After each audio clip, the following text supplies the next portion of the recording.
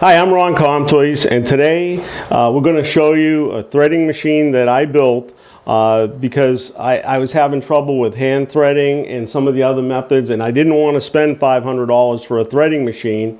So I saw a guy on YouTube make this, and I copied his design, and we're going to show you how that works and how you too can put together a threading machine to cut threads without a lot of hassle, without a lot of expense. And if you have the right equipment, you could do it probably for less than $100. Okay, well, here's the threading machine, and the basis of this is an XY vise that you would use, and you would put a threaded rod on it. This is a 3/4 10 thread per inch threaded rod, and with a chuck adapter to hold the chuck, and you'll be able to adjust it this way with the handle in and out to bring to engage the cutting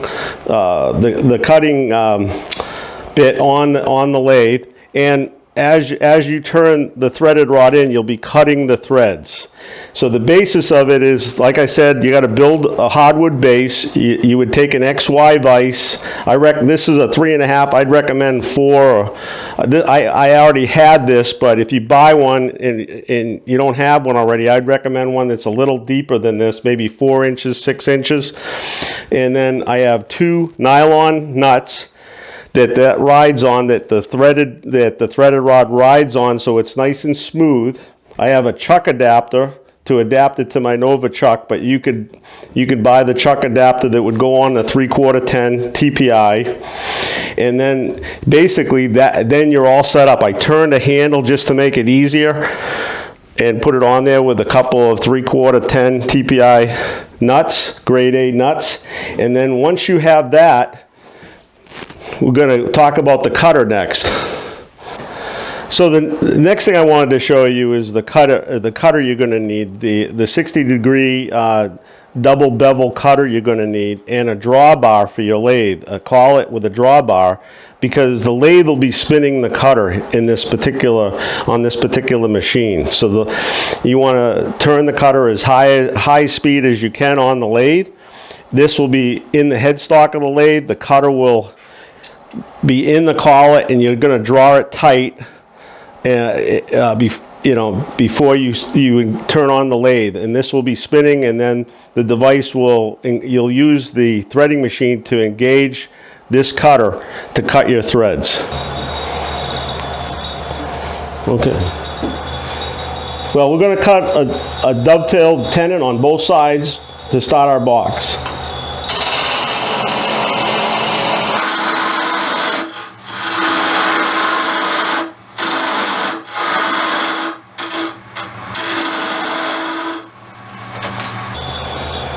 Let me see where I am.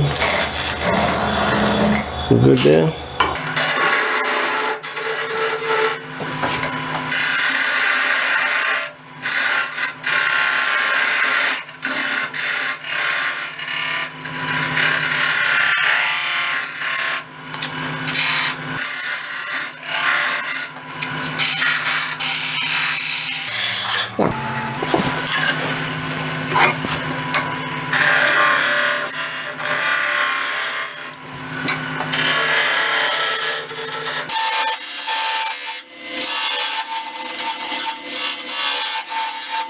Okay, so now we're going to separate. We're going to use the thin parting tool. We're going to separate the lid from the box, and then we're going to have to hollow out the boxes. And you can do that any way you want. Today, for the save time, we're going to use a Forstner bit, and we're just going to hog them out.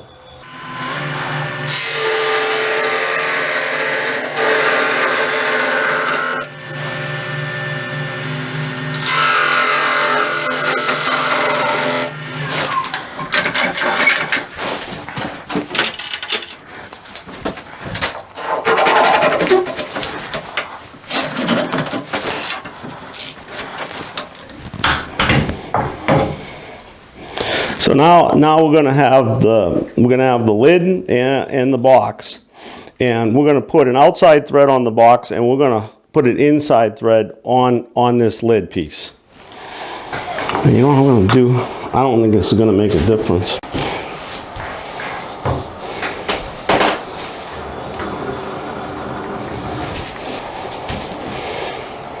which is I'm kind of anal because I do a ton of pepper mills, and you know, you got to be exact. Just bore a hole in here, just for demonstration purposes, so that we have the box hollowed out. It's just easier to do it with the Forstner. Hopefully this English walnut cuts pretty good. So that's what we're going to do now. Okay, we're going to bore a smaller hole here just to make it easier to cut.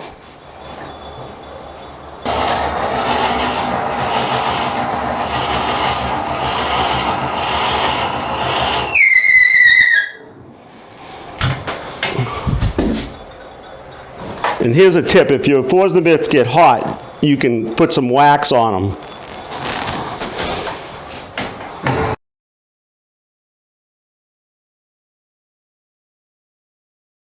The other thing we want to do is, before we take this box off, we want to do a registration. We're going to mark what position on the chuck it is. We're going to put it on registration 1 there, and we're going to take it off. So that way, when we put this back on, eventually we're going to know the registration point of the chuck, because they're all a little different.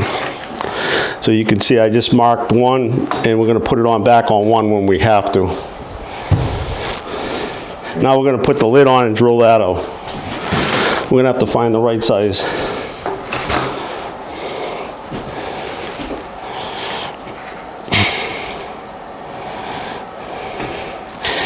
Now here's the thing: we're going to have to adjust this so that once we drill this, there's at least 3/30 seconds overlap.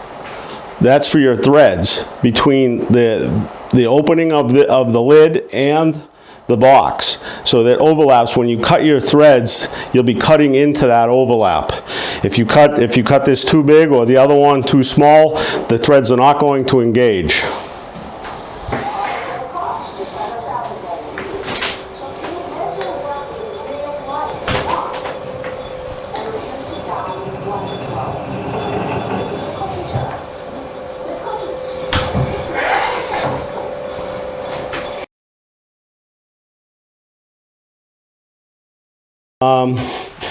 So now that we got that drilled out, we got to really make this the right size. I don't have a bit to make it the right size. We're going to have to compare it to the box.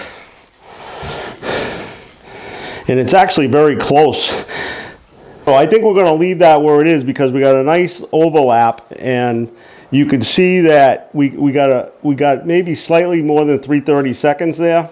And this is going to be threaded on. The other thing is, because of the way the cutter works, you have to create a channel in there for the cutter. So in other words, we're going to have to make this deeper, because we're going to have to make the thread here. We're going to have to pass into here. So I'm going to make this a 1/4 of an inch deeper, and then make a recess so the cutter has somewhere to rest when we shut the lathe off, and so you could back it out. If you don't do that, you're not going to get deep enough with the threads. So that's something we're going to have to do on the box, and inside here I got to make a little recess.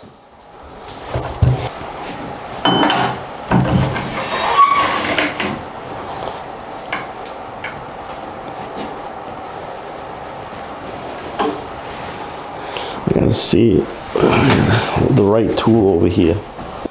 So this guy right here, we're going to use a little hollowing tool.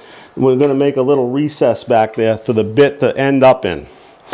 Otherwise, it's just going to sit there and cut and chew things up.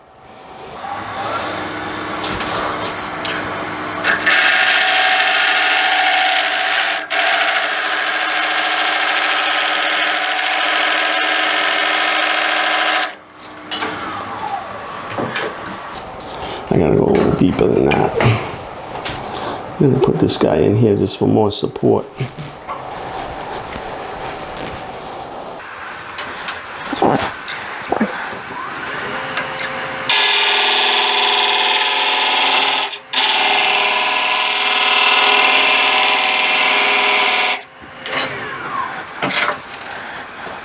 I'm gonna go just a little deeper.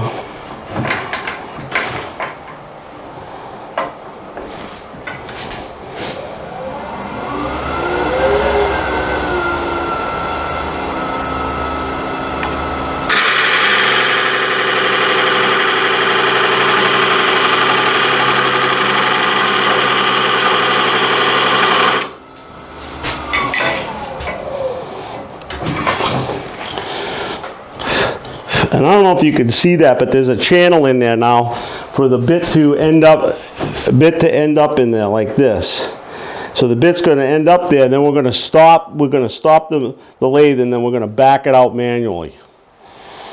Okay. And I would make that about 1/8 of an inch deep. Okay, yeah, we're going to do that here now.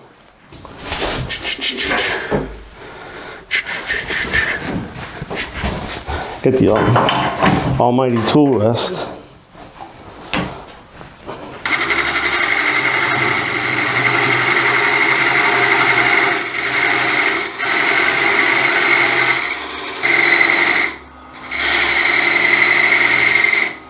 Now what I've done on the box is I've made also a recess so that the bit has somewhere to go, and we're going to check to make sure it's wide enough. It is. That's about 1/4 of an inch. That's what I make them, and that's going to work. Once we're done cutting the thread, it'll have a place to stay. I actually got to make this a little deeper.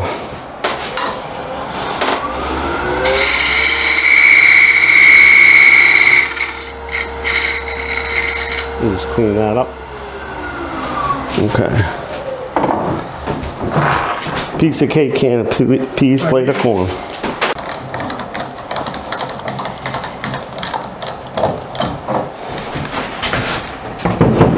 That there.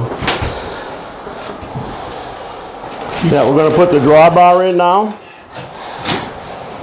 On the drawbar, you're going to want to, every lathe is different, so you're going to want to get a 3/8. Mine takes a 3/8 threaded rod with the collet, and you can get those online.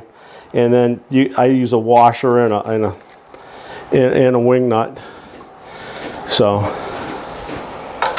this is a Morse 2 taper, and you might need a Morse 1 or a 3 if you have a really big giant lathe.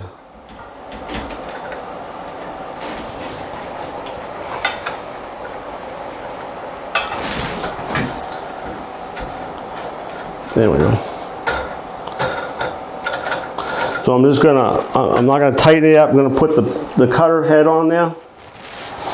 I'm gonna put it in quite a way, quite a little ways, just to make sure you have a good grip on it, because that thing is going to be spinning. You want to spin that at the highest speed your lathe can go. The higher, the better. In fact, some guys I know make this rig up. Alan Quandy, another guy I know down in Georgia, made it up, and he uses a router, and he puts this bit on a router for 25,000 RPMs, and the faster you turn that, the better off you are.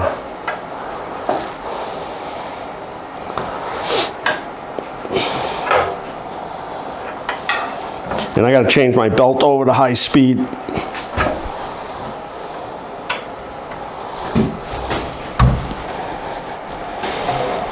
That's going to spin like that, and we're going to crank that up when we're ready.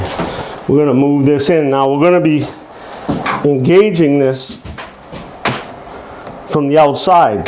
So we're going to move this in to where we're going to use, orientate it like that. Then we're going to lock things down. Once you get the base of this locked down, you don't want to move it. The only thing you want to move is the threading screw and the engagement thread and the engagement screw.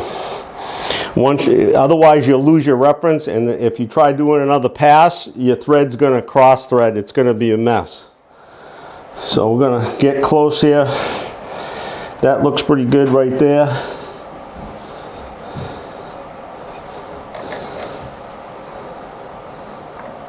And I'm only going to cut about a 32nd of an inch at a time. We're going to probably make 3 or 4 cuts a little at a time. So now what we're going to do is we've got the box mounted on the chuck. We've looked at, and I can eyeball that. When I turn this, I'm gonna engage the wood, a very small amount. So we're not going to touch this yet. We're just going to screw this in as the bit is turning until we cleared the threads and we're in this recess right here. Then we're going to stop everything, stop the lathe, back it through the threads again, turn, engage a little bit more. So and then we're going to put some before we engage it again, we're going to put some thin CA glue on here to stabilize the wood. And we're going to hit it with some activator.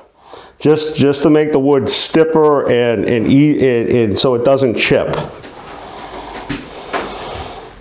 So we're going to turn the lathe up as fast as it goes. I'm running about 3,500 RPM. That's as fast as my lathe goes. And now we're going to engage by turning this lever here. We're going to engage the wood. And actually, I think what we need to do is I'm going to hit it with some. This is a very porous wood, so I just think before we cut the first thread, let's hit it with some thin CA. Okay, so now we're going to try this again. I hit it with some activator. Hopefully, it's dry enough inside that I won't bind up our bit. So we're going to try this once again.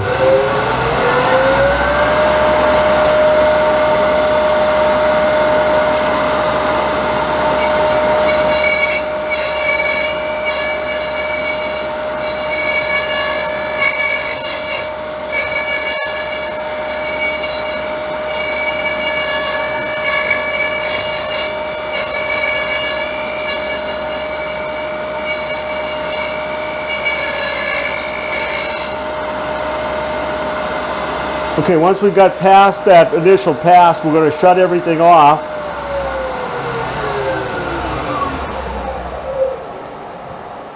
And then we're going to gradually wind it back through those threads. I don't like to wind it back when it's turning. It seems to, because of the cutting angle and everything, I've tried that and it seems to mess the threads up. So now we're going to we're going to engage about a quarter of a turn. And we're going to make the next pass.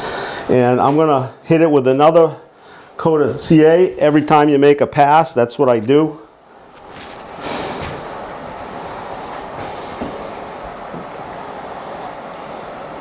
Because I'm really not sure how deep this Starbond CA goes. But I hit it just so that I have a nice firm cutting surface, and the threads are, I'm going to back it out a little bit, and the threads are all stabilized.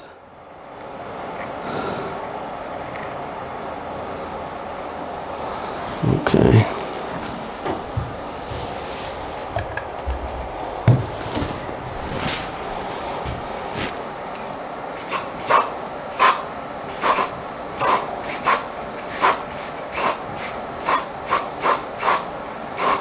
Give that a second. Well, I can't stress enough that you don't want to move this base. You just want to move this back and forth and this engagement knob. So I've moved that engagement knob, so we're going to engage probably like another 30 seconds when I start turning.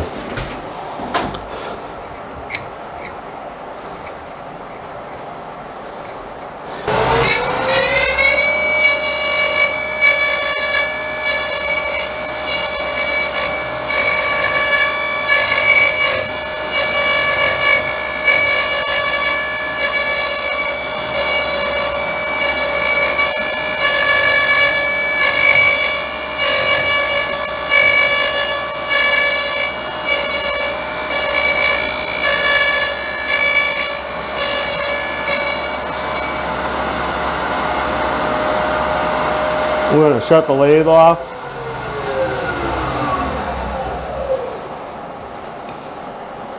We're going to pull it back, and now you can see that there's V-grooves established there. I think one more cut is going to take care of those. You want to make sure your threads are sharp all the way around, and that you don't have flat. You try to eliminate as much of the flat surface on top of the thread as possible. Take away that a little bit, the edge there.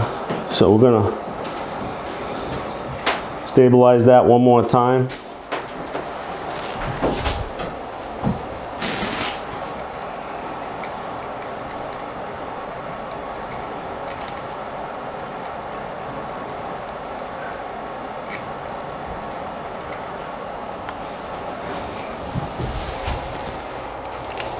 You know, I know a lot of guys that bought the chefware kit version of this thing. They have their make their own.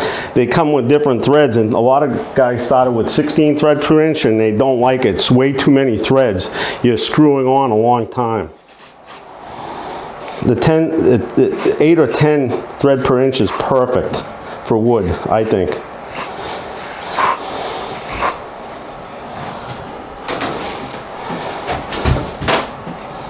And now we're going to just go in a little bit more. I'm going to check it with my...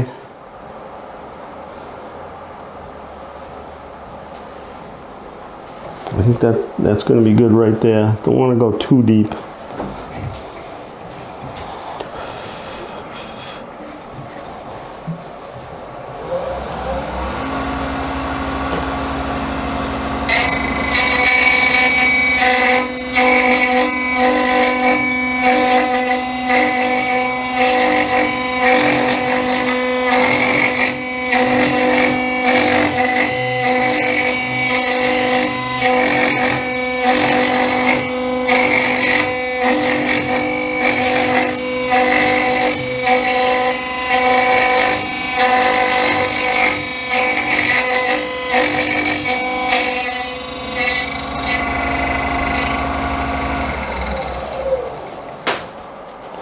Okay, so we got a little bit of chip out, but that a lot depends on the type of wood you're using. The tighter grain wood you use, the less you're going to get. This English walnut's kind of porous. Probably not the best thing to do for this, but it should work.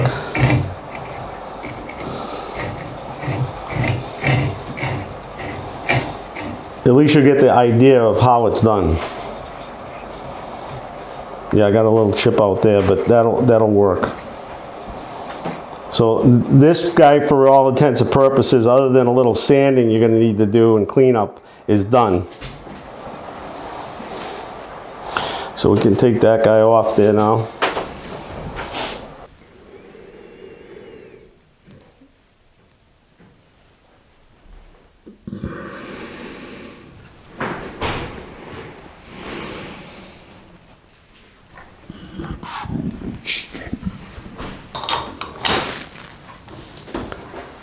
Okay, so now we're going to be doing the lid, and we're going to be going inside the lid. So we're going to have to change our reference here. So we're going to change this. So we're going to be cutting inside thread, and we're going to be cranking this over. So we're going to do the same thing here. I'm going to back this off a little bit and hit it with some CA. Hopefully we don't get any threads knocked out on it like we do on this one. Then we're going to have to, every now and then, we're going to have to check this to make sure it's going to work. But that will become a little bit of an issue, because here we don't have a lot of room to check. I'm going to have to take it out of the chuck and check it. And I'm going to want to use a reference of where I'm taking it out.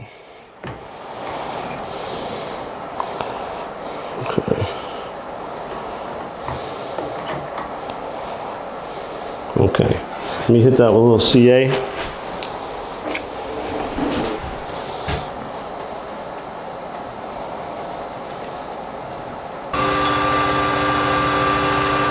Everything's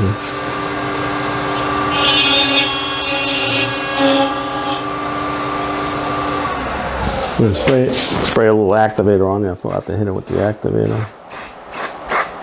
These bits from chefware kits are about $35, and they are sharp. Be careful when you're handling them.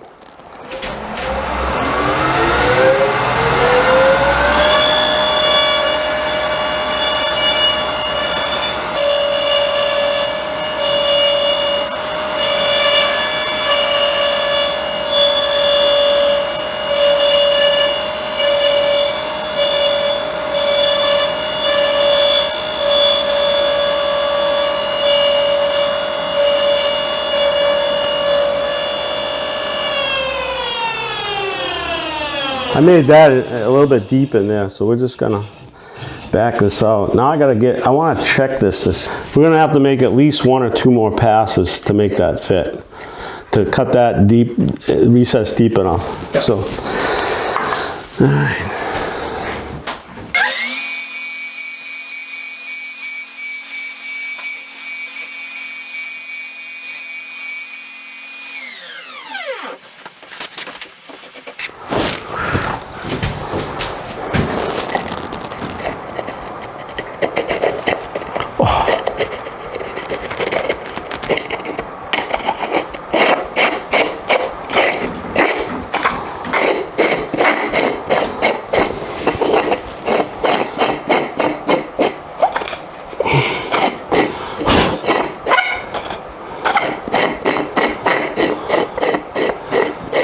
So we got to go in a little, I got to make this recess a little deeper here so that it'll close all the way, but that's basically the threads right there. It works. Yes. And when you're doing it in front of some other folks, it takes twice as long as it normally takes. But that's basically the issue here. I would say that this English walnut wasn't the optimum wood to use. Something like cherry or even hard maple would be much better. This stuff is a little bit, you can see the grain structure is a little porous, so some of the threads chipped out a little bit. But that's a pretty accurate thread, and there's not a lot of play in it. You got to get it lined up, and you could obviously, there's a little play in there, but not a whole lot, and so it will tighten up nice. All right, let's go over the cost of some of these components that are on here. Typically, the 3/8 inch collet you need, those run between $12 and $16. The drawbar, I just got some 3/8 threaded rod. That you can get that anywhere. The cutter, I buy it from Chefware Kits in Merrimack, New Hampshire. That's about $35. You're going to need an adapter. This adapter is a one-way adapter. It goes 3/4 10 TPI to 1 1/4 8 threads per inch for my chucks, and those run anywhere from $30 to $50 depending on the source you buy them from. The threaded rod itself, the Zorro one, you want the high quality one, and that's grade 8, and you're going to want you only need about a foot of that, and that's going to run you probably $12, $14. These nuts you can get at Home Depot. These are the nylon nuts, so everything's nice and tight, and there's no slop. These are just grade A 3/4 10 TPI nuts. These Skolder ones. The vise itself, I've seen these anywhere. Harbor Freight sells one for like $60. I've seen the better ones. I mean, you can go from $60 to $300 real easy on these. The only thing I would tell you is the jaw width, the wider ones, I would suggest you get like at least a 4-inch jaw on this, just so you have more play, just so you have more accuracy. I turn this handle so you can just turn yourself the crank handle.